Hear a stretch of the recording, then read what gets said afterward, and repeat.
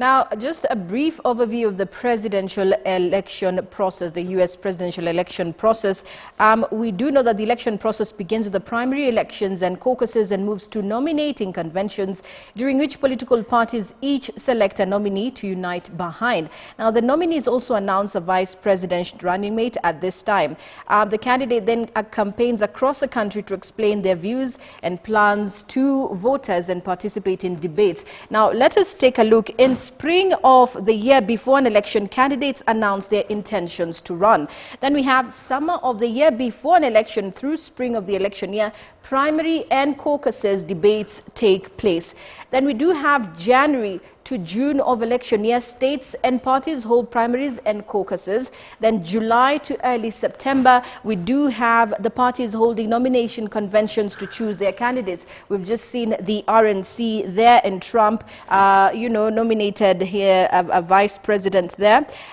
We do then September and October, candidates participate in presidential debates. Then early November, we have the election day. December, electors cast their votes in the Electoral College. Now, early January of next year calendar, Congress counts the electoral votes.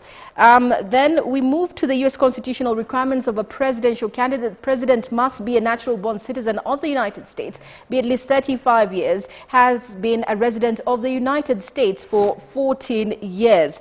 Now, going to the election process cycle, moving quite fast for me there. Presidential primaries, election process cycle. Here we have the national conventions. Let me just get that for a second.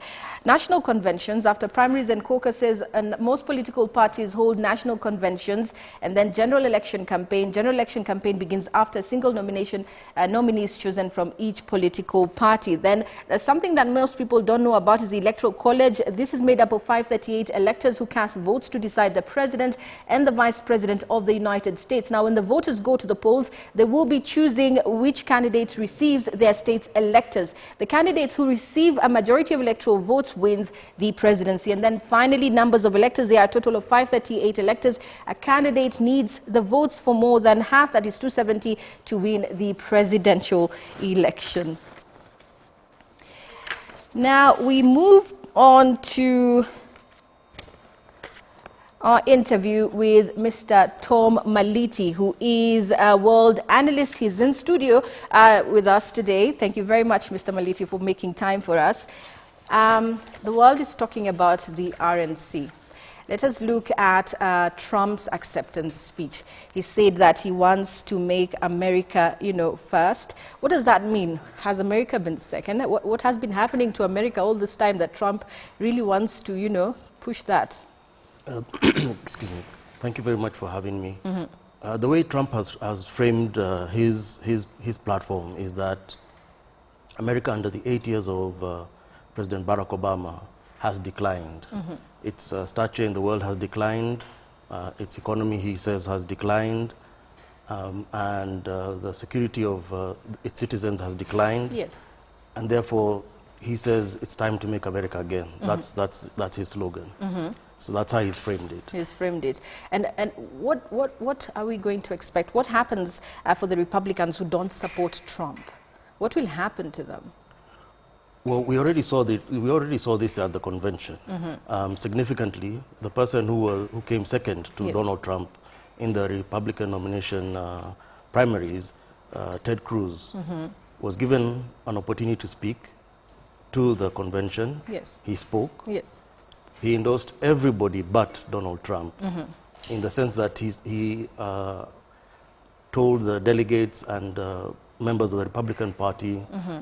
to make sure they vote, and to vote the people they think satisfy their concerns. Yes. But he declined, even though on the floor people are shouting, endorse Trump, endorse Trump, he declined, mm-hmm. to endorse Donald Trump's candidacy. Yes. So it's confusion basically in the Republican Party, mm-hmm. and the Republican base, because there are people who feel strongly that Donald Trump does not represent the Republican Party ideals. Mm-hmm. One reason is that he has never been a long-standing member of the Republican Party. Yes. In the 80s, he had said he sees himself, in the 90s, he had said he sees himself more as a Democrat. Yeah. So that's a problem for some of them. Others feel that he's too liberal. He's not conservative enough. Yes. So these different factors have led to confusion in the Republican Party, and the convention was supposed to be an opportunity to bring everybody together. Yes. To show that the Republican Party can hold diverse views under one tent. Under one, yeah. But Donald Trump didn't manage the convention that way. Because please note, the convention was managed by Donald Trump and his people.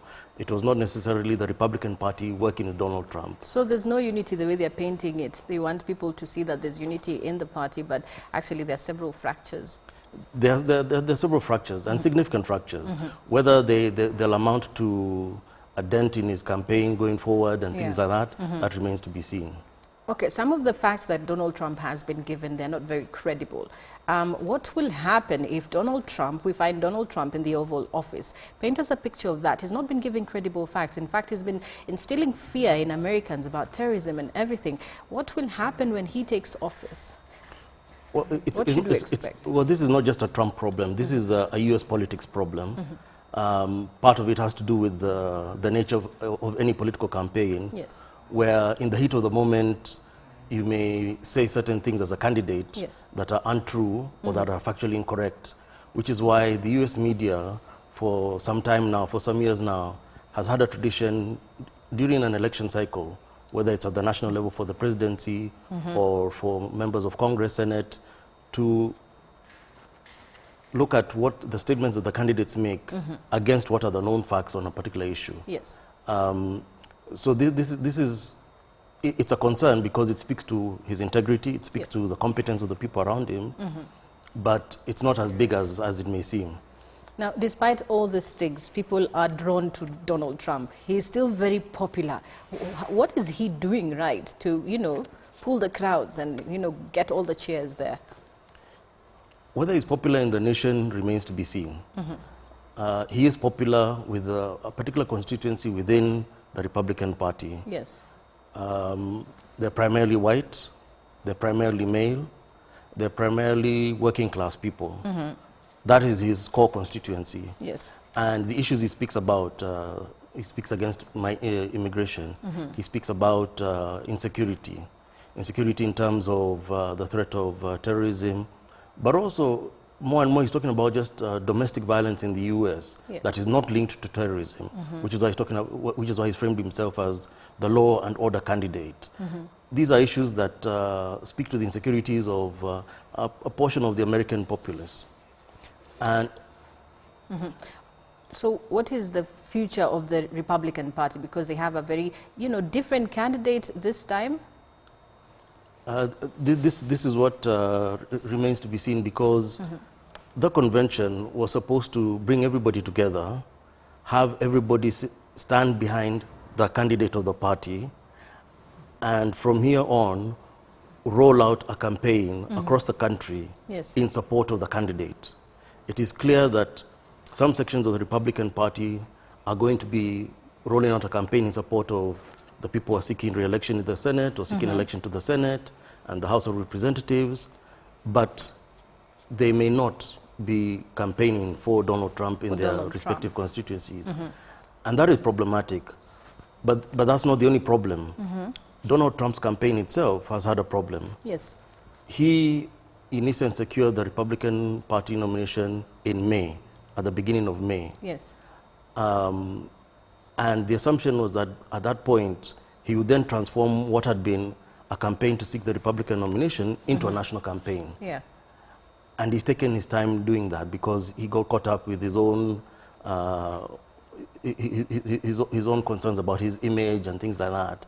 And his campaign staff themselves were also not focused on a national campaign. Okay. And therefore, the Republican Party at that point was ready to begin working with him to develop a platform, to develop a campaign strategy for the states that are contested, where Democrats or Republicans can win. Okay.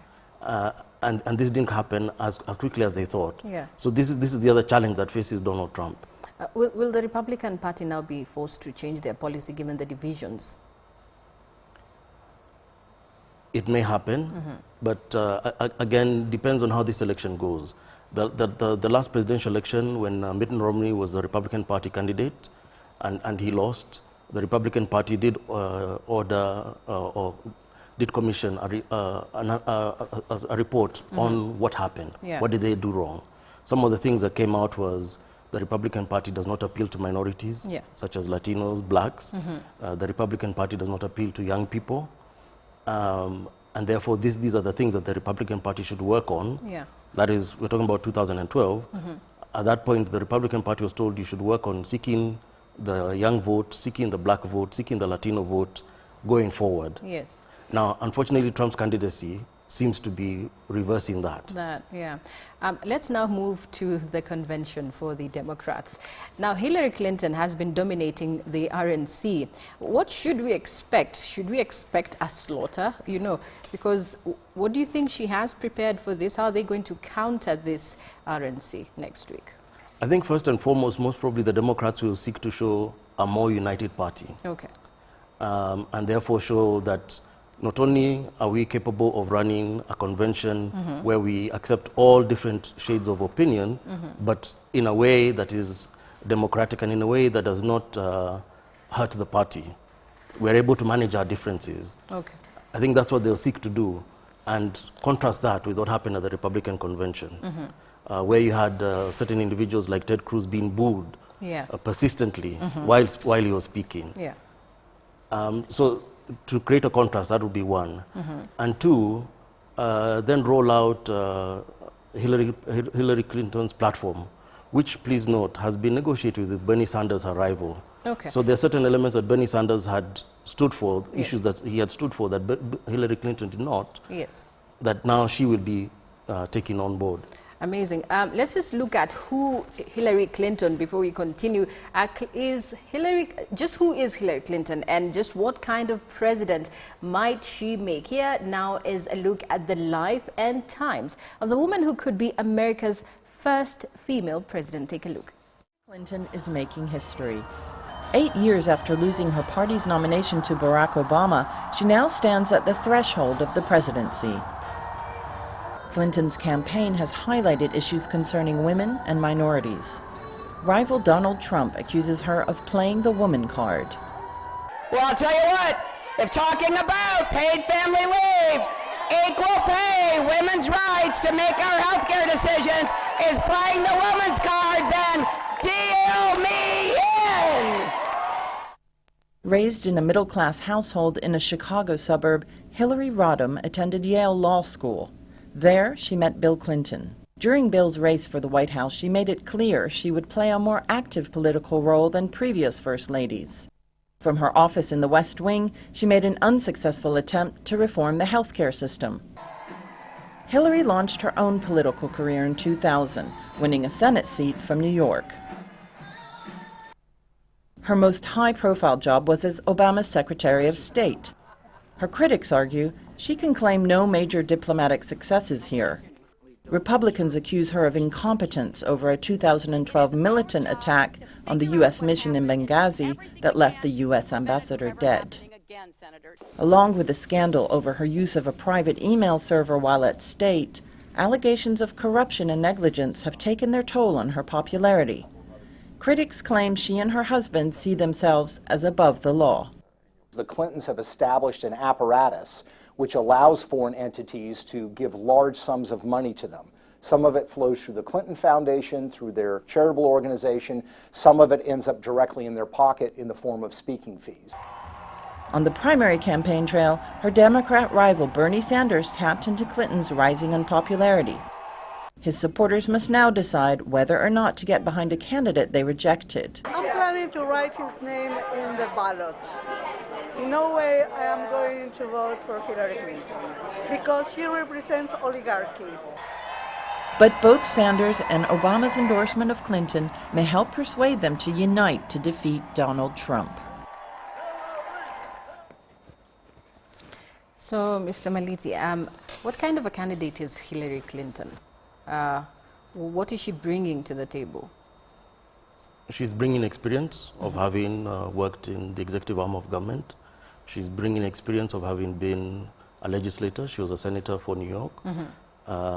She's, of course, bringing the Clinton brand name to the table. Yes. So in that sense, that's her answer to the Trump brand name, that both Trump and Clinton are known nationally, and the people who have strong views for and against either of them. And I think, above all, she brings women to the fore. Yeah. The proverbial glass ceiling, if she wins, may be broken. Yes. And how big is this email scandal and this Benghazi issue that just seems to, you know, be haunting her? If you listen to her opponent, it's a big deal. Yes. Benghazi speaks to her competence. Benghazi speaks to the lack of attention to detail and security for U.S. personnel in areas of conflict. The email scandal speaks to her personal integrity. Yes. And perhaps maybe more than the Benghazi story, the email story will continue to haunt her because it raises questions of, is she really trustworthy? Yeah. This is an issue that Hillary Clinton continues to face during the campaign.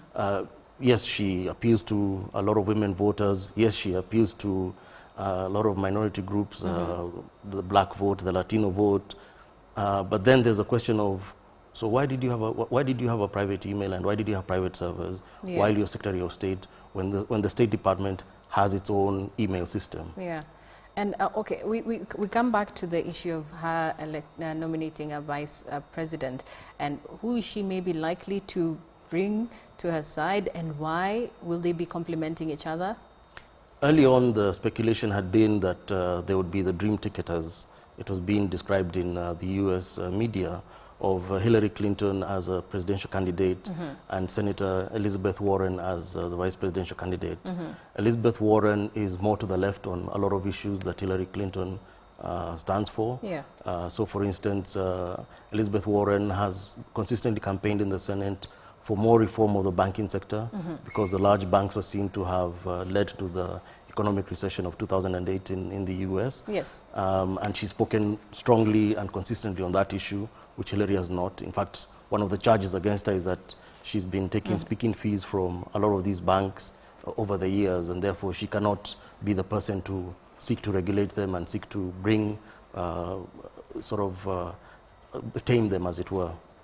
Just before I let you go, Mr. Maliti, this election has been described as an election like no other. How will it redefine, you know, the America's politics? That's already happened, and that's happened partly because of Donald Trump. He has introduced an element in U.S. politics that was not there before. Not there, yeah. The personal insult. Yes, there were attack ads and negative campaigning, but this was around a candidate's stand on particular issues and trying to scare voters to vote against a particular candidate because of the issues they stood for. But Donald Trump has gone further and added personal insult to the mix, which is, for instance, why Ted Cruz, at a personal level, he didn't feel he could endorse Donald Trump because, you know, Donald Trump attacked his wife, attacked his father, and Ted Cruz has never forgiven Donald Trump for that. And therefore, going forward, U.S. politics has been diminished because of that. Wow. Thank you.